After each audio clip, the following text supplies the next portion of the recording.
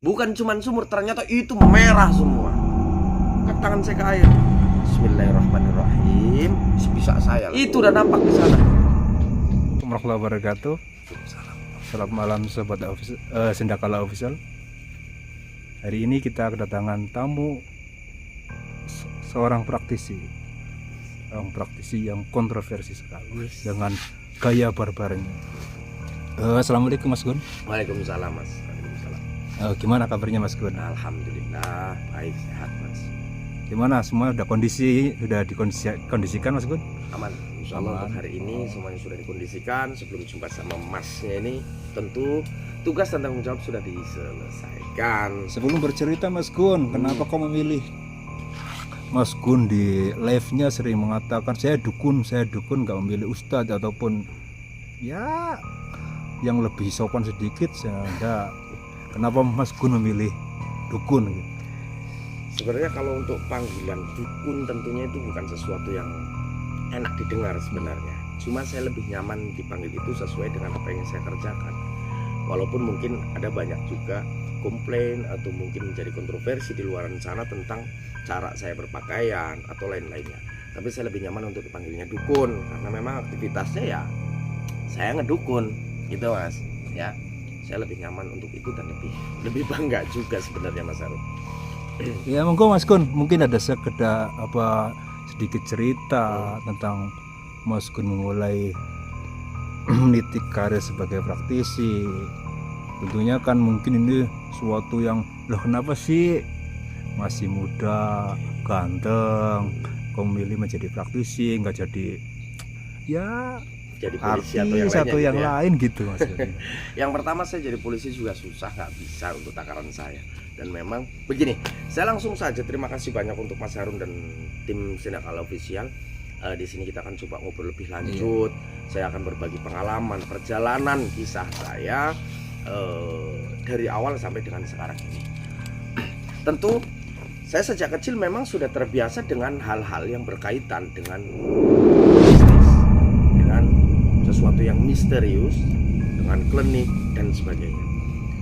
Karena memang dari keluarga besar saya juga ya kental banget dengan hal seperti ini Mas. Jadi saya sudah sangat terbiasa dari kecil. Nah, berawal dari situ saya usia masih sangat kecil sekali. Artinya kemungkinan saya sekitar usia 5 atau 6 tahun saya udah mulai masuk SD. Saya mulai dewasa.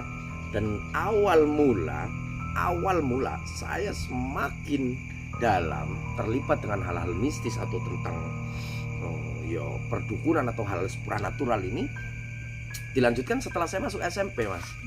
Saya masuk sekolah SMP kelas 1. Waktu itu saya di Sambi, mohon maaf, saya sempat masuk ke pondok pesantren. Betul.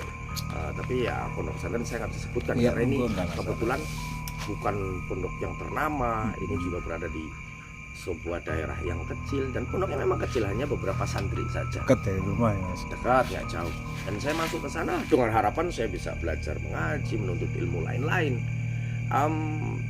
Justru saya ingin menghindari aktivitas ataupun suasana yang selalu berbau dengan mistis, goib, dan klinik. Saya menghindari hal itu dari keluarga saya gitu Mas. Nah, akhirnya saya memilih untuk memaksakan diri walaupun keluarga tidak mengizinkan. Ya dengan banyak alasan, biaya, dan memang kurang yakinnya keluarga saya tentang hal yang berkaitan dengan religius gitu ya. Singkatnya saya masuk ke sekolah SMP dan di Sambi saya dengan belajar di pondok pesantren tersebut. Saya bertemu dan alhamdulillah saya akrab dengan senior-senior saya, kakak-kakak kelas saya gitu ya. Dan saya nggak tahu bakal ketemu dengan salah satu ustadz pengajar saya yang dimana justru di hari tertentu dijadwalkan memang ada pelajaran tentang hal mistis juga Mas. Waktu itu saya diajarkan untuk tentang al-hikmah. Mungkin Mas Arun dan yang lainnya mungkin. Ya tepatnya apa hikmah apa Mas Gun? Gimana? Hikmahnya seperti apa kayak contohnya? Ya saya diajarkan beberapa hijab di situ. Hijab salah satunya yang paling dasar itu menurut saya paling dasar, menurut beliau itu kan hijab Ibnu Alwan sempat diajarkan. Tapi itu tidak teruntuk saya. Karena ada ritual khusus Mas Gun itu. Ya betul. Tapi begini Mas, Waktu saya masuk, saya kan artinya masih sangat muda sekali dan memang baru banget, belum nyampe ke situ. Hanya saja saya itu alhamdulillah saya dekat dengan senior saya. Nah, pada waktu itu tepatnya malam Jumat. Ya, siangnya bisa ada libur, semacam bersih-bersih dan lain sebagainya. Malamnya itu senior saya ada 4, saya sebutnya senior aja biar gampang ya. Ada 4 orang senior saya. Cuman saya itu sering diajak. Saya paling kecil, paling muda, paling bandel juga. Nah, diajak ketemu dengan salah satu ustadz yang di situ. Jadi diajak ke belakang rumah, ke belakang pondok. Tempatnya sepi, ada banyak pohon-pohon gini lah. Ada banyak pohon, banyak gelap. Lalu ternyata yang dibahas tentang tentang, mohon maaf, anak lah, gendruwo lah, pengobatan lah dan banyak lainnya. Santet lah banyak. Nah, di situ saya agak kurang sreg ya, karena memang saya justru ingin menghindari itu, tapi justru masuk ke dalam situ. Tapi karena takdimnya saya dengan guru saya, dengan senior-senior saya nggak mengelak, saya nyimak sambil berusaha untuk memahami, berusaha untuk menikmati itu.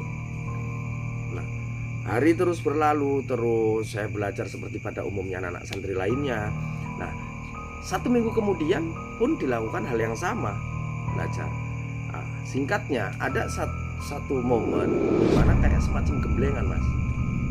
4 senior saya itu diajarkan, saya tetap akan saya hadir di situ, nyimak benar-benar. Diberikan sebuah amalan dan disuruh puasa, disuruh sholat malam. Ada yang memang runtutannya saya masih ingat persis itu 3 hari, 7 hari, ada yang sampai dengan 21 hari. Bertahap lah. Bertahap, betul. Nah, karena saya masih kecil, saya itu juga sempat sebelum saya tanya, guru saya ngomong, kamu nggak boleh karena belum waktunya. Belum cukup usia dan alasannya memang katanya wadahnya belum cukup. Fokus saja belajar, oke. Tapi saya tetap mengikuti. Nah, selama proses itu, 4 senior saya itu mengamalkan amalan yang diberikan guru, yaitu puasa 3 hari dan hari ketiganya itu mati geni, Mas. Itu puasanya hari tertentu apa emang sedikit? Enggak, per hari itu diberikan, besoknya itu diwajibkan untuk melakukan puasa secara bersamaan ya. Secara bersamaan, cuman saya masih ingat bahwa dia untuk pas sholat dan zikirnya itu harus terpisah. Enggak kan, biasanya kan ada hari tertentu, contohnya banyak. Udah kamu khatam di hari Jumat, Selasa, Rabu, Kamis. Nah, nanti penutupannya nanti Jumat itu enggak apa. Kebetulan memang itu yang diberikan itu kan ini. 4 senior saya termasuk saya ini justru kecil, tapi saya ngikut yang lebih gede ya. Saya ulang lagi, saya ngikut yang lebih gede. Kebetulan khatam salah satu kitab secara bersamaan dan diijazahkan itu dan selesai khatam kitab tersebut disuruh untuk berpuasa sebagai hadiah dan sebagainya. Saya nggak paham karena saya masih baru kan, masih ngikut lah. Nah, singkatnya dia berempat itu puasa, Mas. Puasa. Ada salah satu senior saya yang memang sayang banget dengan saya dan dekat banget dengan saya. Jadi di setiap aktivitasnya saya pasti diajak. Sampai dengan tadi pas puasa, pas sholat malam saya diajak. Pas sholat malam diajak, yang 3 mencar. Ada yang mohon maaf, zikirnya di luar rumah, artinya di luar pondok. Ada yang memang di dalam musola. Intinya terpisah gitu, berempat itu terpisah. Nah, saya menemani salah satunya. Saya sempat komplain karena saya itu tergolong orang yang rewel gitu dalam masalah ilmu. Saya tanya, Kang, ini nggak apa-apa kan, suruhnya sendiri, ini saya nemenin. Wah, apa-apa, urusannya nanti belakangan, kamu ikut aja. Bukan karena takut kan, saya tanyakan begitu, Mas. Ini sama minta temenin saya apa? Bukan karena takut, bukan, nggak apa-apa. Toh nanti juga kamu akan nyampe ke sini. Mungkin ya sekedar nemani ya, Mas. Iya betul. Saya sampai akhirnya di situ saya nggak merasakan hal-hal yang aneh awalnya, Mas. Singkatnya beliau masuk ke hari kedua, hari ketiga, saya menganggap ya biasa saja. Hari ketiga mereka udah kelihatan kelelahan karena memang itu ternyata mati geni. Jadi full. Saya tanya malam, saya tanya, Kang nggak buka puasa? Enggak, ini nanti full. Oh ya. Berarti nggak buka maghrib, nggak buka langsung? Nggak buka. Jadi di situ saya belum waktunya diajarkan itu, tapi saya mau nggak mau harus menerima itu. Ikut puasa? Saya belum ikut puasa, belum tertantang ke arah situ. Nah, saya cuman merasa dibedakan di situ. Saya merasa dibedakan. Udah masuk ke hari ketiga, lulus tahap pertama. Setelah selang berapa, sekitar setengah bulan mungkin ya, atau 3 mingguan, ada pengembelengan atau pengetesan, Mas. Mereka berempat dites. Nah, saya juga hadir ikut dites. Ada yang bisa dimasukkan, mohon maaf kalau sekarang sebutnya kodam, sosok dan lain sebagainya, bisa manggil makhluk halus, bisa berbicara, berinteraksi. Dan itu saya hadir, ada di situ. Namun ada sedikit yang menyinggung dari ucapan guru saya dan juga senior saya yang 3, bahwasanya saya nggak boleh ikut. Nah, dari situ saya justru protes dengan guru saya dan yang lainnya. Saya bilang, apa bedanya saya dengan kalian? Atau apa yang kalian sedang pelajari atau jalani sebenarnya saya mampu, karena saya memang memiliki Fondasi fondasi cukup dan merasa saya memang punya basic itu dari rumah. Cuman selama ini saya memang diam dan tidak mau terjun ke situ, Mas. Nah, singkatnya terjadi sedikit perselisihan untuk perbincangan ya. Artinya guru saya pun menegaskan bahwa kamu belum waktunya. Oke, fine. Nah, dari situ masuk ke puasa yang tahap 2 itu 7 hari. 7 hari. Saya tetap menemani kakak saya itu, maksudnya senior saya satu itu, menemani terus. Tapi sambil saya pelajari pelan-pelan. Saya pelajari pelan-pelan. Nah, udah selesai 7 hari, saya protes. Saya minta juga sama. Paling tidak kalau mereka sudah tahap 2, tahap 3, kasih saya tahap 1. Saya bilang begitu. Kasih saya tahap 1, tetap masih tidak diperbolehkan. Begitu. Lalu saya protes begini, lalu bagaimana dengan puasa saya atau dengan zikir saya, boleh atau tidak? Saya tetap protes di situ, bilang kalau untuk puasanya silakan, sholat malam zikirnya silakan, tapi untuk amalan yang ini jangan, belum. Begitu. Oke. Dianggap tidak mampu. Saya tetap dianggap tidak mampu dan ya udah nggak apa-apa, tapi saya mohon izin Ustadz untuk tetap ikut coba mempelajari ini, walaupun saya tidak mengamalkan apa yang diberikan sama panjenengan. Begitu kata saya ke Ustadznya. Boleh, akhirnya saya diperbolehkan. Saya berpikir hitung-hitung ya, saya iri lah teman-teman saya melakukan itu, saya masa enggak. Dan saya benar-benar ingin mendalami itu. Coba apa sih sebenarnya yang diajarkan? Kenapa seusia saya waktu itu memang tidak boleh, belum boleh. Itu menjadi pelajaran penting buat saya. Nah, beliau masuk ke puasa yang ke-21 hari, yaitu tahap yang ketiga. Tahap yang ketiga, ini versi mereka ya. Tahap yang ketiga, puasa 21 hari. Saya mulai puasa yang 3 hari itu. Mereka mulai puasa yang ke-21 hari, saya mulai puasa yang pertama. Saya mengikuti jejaknya mereka. Itu ya, puasa biasa, puasa. Dia umpamanya waktu itu mati geni, saya mati geni, sama gitu. Bukan cuman sumur, ternyata itu merah semua. Mulai puasa di awal yang 3 hari itu saya ambil. Saya mulai berpuasa 1 hari, masuk hari kedua, masuk hari ketiga yang mati geni itu full. Malam ketiga saya mulai seperti biasanya sholat malam dan mengamalkan beberapa zikir-zikir lainnya, karena saya tidak diperbolehkan mengamalkan amalan yang dibagikan guru saya, maka saya mengamalkan sholawat saja sembari saya menemani senior saya itu, Mas, senior saya. Nah, itu masih gak seberapa, karena kurangnya saya menganggap saya gak mendapatkan apa-apa atau gak ada, ya apa, gak ada yang spesial menurut saya. Gak ada gelagat yang aneh-aneh yang seperti senior-senior saya katakan atau diceritakan, Gus. Ada yang katanya jumpa dengan pocong lah, ada yang diganggu siluman lah atau sosok lainnya. Tapi saya selama 3 hari itu saya tidak merasakan apa-apa. Berarti tempat tertentu malam. Betul. Jadi kan ada yang posisinya gini, ada di musola, ada yang samping kanan, ada yang samping kiri, di apa namanya, serambi itu ya, di serambi. Mereka berempat. Ada yang memang di bagian tengah, satunya ada yang di bilik. Kan di atasnya itu kan bilik tempat kita istirahat itu, Gus. Nah, Mas. Nah, saya masuk hari ketiga nggak merasakan apa-apa. Dan dengan pede dan dengan gayanya saya merasa tidak mau tersaingi atau merasa memang saya mampu kok, saya lanjut, nggak ada jeda, Mas. Masuk ke hari ke-4 sampai dengan hari ke-7 sampai dengan hari ke-21. Ini singkat saja. Sampai 21. Mereka teman-teman senior saya bertahap. 3 hari pertama jeda, nanti ada tahap kedua 7 hari, tahap ketiganya 21 hari. Mereka belum selesai yang ke-21 harinya pun saya labas. Dari hari ketiga, 4, 5 sampai 7 sampai dengan ke-21 hari. Padahal ijazahnya 3 hari. 3 hari nanti jeda, digembleng dulu, terus dikasih ijazah lanjutan lah atau dites dulu. Nah, sedangkan saya di situ enggak. Karena memang ya saya di luar tuntunannya beliau. Yang penting izin saya adalah saya mau berpuasa, saya mau mengamalkan dan mempelajari itu saja. Hitung-hitung untuk melatih diri saya begitu.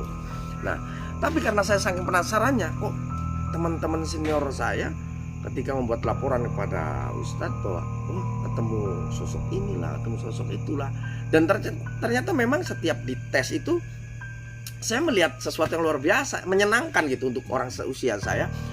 Bisa masukin sosok lah, terus nanti bisa disembuhkan lah, dan ada beberapa di warga sekitar ketika sakit bisa disembuhkan lah gitu. Dan itu membuat saya sedikit mulai tertarik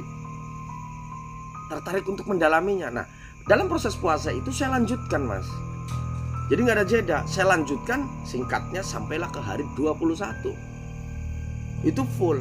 Malam 21 seperti biasanya saya mau sholat malam, kurang lebih sekitar jam 1 lah biasa. Mati geni. Yang lain udah pada posisinya, karena mereka senior-senior saya itu orang rajin-rajin. Saya rasa kalau ngelihat kondisi di situ daripada santri-santri yang lain, mereka yang terpilih. Itu ya ganteng-ganteng, cerdas-cerdas, memang keren-keren. Saya suka lah dengan beliau-beliau itu. Nah, saya mulai turun karena bilik saya itu kan di atas. Saya mulai turun, masuklah saya ke tempat pemandian yang biasa kita untuk mandi rame-rame. Kan ya mungkin teman-teman santri banyak lah mengalami. Jadi ada kolamnya agak panjang, kurang lebih sekitar 7-8 meter, kolam untuk mandinya, Mas. Mandi bareng berarti. Iya, jadi biasanya itu kita mandinya kan rame-rame gitu kan. Telanjang. Iya, telanjang. Sudah tahu lah mungkin teman-teman, kayak sampean pastinya lebih ini ya. Nah, malam itu cuman sebelum masuk ke pemandian ada sumur. Nah, sumur ini justru jarang digunakan, Mas. Sumur yang kerekan itu. Sumur kerekan itu. Nah, saya memang orangnya biarpun sedikit ganteng, saya itu orangnya jarang mau berame-rame, mandi bareng atau apa, jarang mau. Saya dari dulu memang mandinya di sumur itu, misah. Cuman posisinya karena di luar, jadi saya biasanya mandi malam. Nah, malam itu karena kan posisi di tempat mandi, di kolam mandi itu kan kamar mandi itu gelap. Saya seperti biasa ngambil airnya di situ untuk mandi, Mas. Untuk mandinya di sumur, tidak di kolam yang dalam. Pertama kali saya mulai ambil timba ember, saya masukin sumur. Kerekan pertama itu saya kaget. Ini serius, bener-bener saya bener-bener kaget, tapi bukan takut ya, lebih ke kok nggak kayak biasanya. Ini airnya merah luar biasa. Ini serius, saya bilang Allah bilang nih, merah menyala. Jadi bukan merah airnya, tapi berwarna merah kayak ada pantulan cahaya. Nah, saya nengok kanan kiri. Dan logisnya saya berpikirnya apa, ada temanku di atas, dia kasih senter ke bawah gitu. Karena kan memang dari bilik atas bisa lah nengok ke bawah gitu kan. Saya pikir senter atau apa, itu menyala, bener-bener menyala, merah. Tapi ya saya campur takut, campur berani. Pokoknya antara takut dan berani pasti berperang di situ ya, berperang. Masa saya mundur. Tapi semakin lemes, ini kayak bener-bener ndredeg, ngerti ndredeg, Mas? Iya, kayak gemeter gitu loh, gemeter halus. Jadi saya tetap ngambil, setelah selesai satu ember, saya nggak sempat saya mandi. Tapi saya sempat mundur, balik sekitar berapa langkah itu saya mundur, tapi ada yang menguatkan saya. Lanjut, masa udah sampai titik ini, katanya kamu mau cari tahu atau pengen ngerasain sesuatu yang berbeda. Dan itu dari sekian hari saya berpuasa, itu yang pertama kali saya dapat. Akhirnya saya tak beranikan diri, oke lah, bismillah. Saya mau ambil lagi, baru mau ambil lagi pun muncul takut lagi, Mas. Muncul takut, nggak kuat saya, karena memang merah, bener-bener mantul ke atas, ke muka. Bener-bener kayak kita contohnya kayak pakai senter gitu, Mas. Terus senturin ke air, itu kayak merahnya itu mancar ke sini. Ini pertanyaan gini, Mas Gun, apakah setiap santri mempunyai ujian yang beda, amalannya ini, ujiannya ini? Terus juga mungkin ya kalau dia senior-senior sampean yang dulu mungkin kan cerita dengan sampean mengatakan amalan 21 hari itu biasanya ini sosok ini yang dilihat. Belum, Mas. Mereka beliau-beliau itu belum, karena udah kesusul saya. Belum selesai di 21 hari, kita belum saling dengar cerita. Saya juga belum ceritanya beliau-beliau. Yang saya dengar selama teman-teman senior saya menjalani itu kebanyakan gangguannya itu pas sholatnya mas, pas zikirnya. Ada yang pas sholat terus di sebelahnya ada sosok lain, atau ada yang bercerita lagi sholat ternyata jamaahnya banyak. Begitu. Saya belum nyampe ke titik yang 21 hari itu. Nah, kalau saya kan memang nggak mengamalkan itu mas, nggak mengamalkan itu. Berarti Hanya ikut-ikutan bahwa coba sih bedanya apa dan rasanya gimana. Saya pikir dengan sholawat saja waktu itu. Nah, lalu muncul cahaya merah tersebut. Saya balik lagi. Nah, tapi dengan keberanian saya kayak ada dorongan bahwa ayo terusin aja, udah nanggung kan gitu. Saya beranikan diri, tapi nggak di sumur itu mas. Yang biasanya saya nggak kamar mandi umum, ya kan? Saya beranikan, ya saya lebih baik ke dalam, walaupun gelap ya, karena malam kan jarang digunakan jadi gelap. Ya walaupun ada lampu nggak seberapa lah, gelap. Nah, saya tak beranikan justru ke sana adalah apa-apa nggak bareng-bareng ini, saya kan nggak malu. Akhirnya saya masuk ke dalam dan saya baru masuk dan mau ambil gayung pertama itu merah semua. Bukan cuman sumur, ternyata itu merah semua. Nah karena sumur, bedanya sumur dengan kolam, kalau sumur kan dalam ke sana, saya nggak bisa lihat jauh karena pantulannya aja udah beda kan karena bulat. Ini dia bener-bener merah full. Kolam itu kalau nggak salah kita 7 atau 8 meteran lah, 7 atau 8 meteran lebarnya cuman sekitar 1 meteran. Jadi benar-benar kita nampak. Cuman di situ saya melihat segede ini nih, mohon maaf, agak gedean dikit lagi, tapi bukan ini ya, seginilah, segini. Dia nyala merah, merahnya itu full untuk satu kolam. Nah kalau di situ saya udah nggak takut, justru saya lebih penasaran dan beranikan diri untuk pegang barang tersebut. Saya masukkan tangan saya ke air, Bismillahirrahmanirrahim, sebisa saya lah. Bukan berarti nggak takut, tapi memang ada gemetar-gemetar ya. Saya coba masukkan di sini. Nah ini udah rubah lagi. Setelah saya gini, tapi saya nggak pegang barangnya. Saya sempat berasa kepegang tapi nggak ada barangnya. Jelas maksudnya mas ya. Jadi saya masukkan tangannya ke dalam, itu kesentuh, berasa di dalam, berasa di dalam. Pas saya pegang itu udah normal lagi, gelap semuanya, udah nggak merah kayak tadi, udah nggak merah. Nah, mukanya jelas, serius. Itu yang membuat saya takutnya luar biasa. Hanya saja ini kan rakaat terakhir. Itu udah nampak di sana.